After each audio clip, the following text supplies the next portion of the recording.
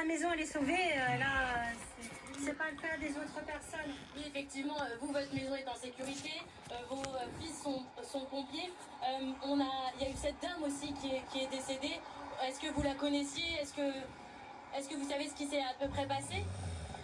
Une dame, oui, qui apparemment qui aurait dû évacuer et peut-être partie chercher ses affaires ou a voulu rester. Et après, c'était trop tard. La maison s'est écroulée apparemment, mais bon, après... C'était trop tard parce que ce qui a été impressionnant sur cet incendie, c'est que les flammes sont arrivées très vite, en quelques minutes à peine. C'est jamais... on n'arrive jamais comme ça que ça prenne autant d'ampleur en peu de temps, quoi.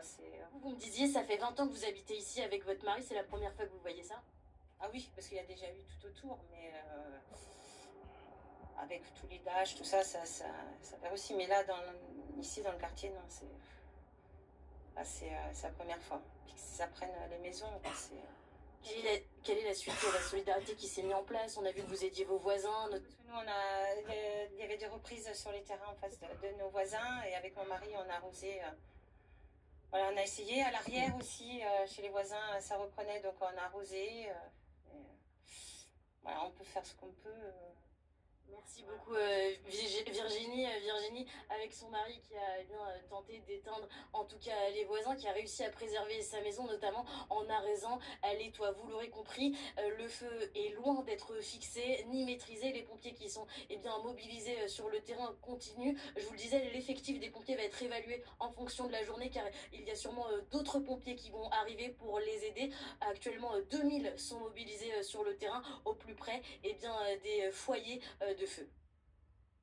Merci beaucoup Marie-Roux avec Margot Sève sur place donc à Saint-Laurent de la Cabrerie parce que c'est un peu l'épicentre, Éléonore Bocara, c'est l'épicentre de cet incendie qui s'est déclenché hier, alors juste à côté à Haribo, mais c'est là qu'est posté le poste de commandement. On le voit sur cette carte. On est à 30 km seulement de Narbonne. Il y a Carcassonne qui se trouve juste au nord, et puis il y a bien sûr Perpignan. Ce qu'on voit là, c'est l'autoroute A9 qui a été fermée par précaution dès hier soir tard, qui est toujours bien sûr fermée ce matin, parce que les pompiers craignent que l'incendie, qui a déjà parcouru 13 000 hectares, c'est plus que la ville de Paris, c'est près de...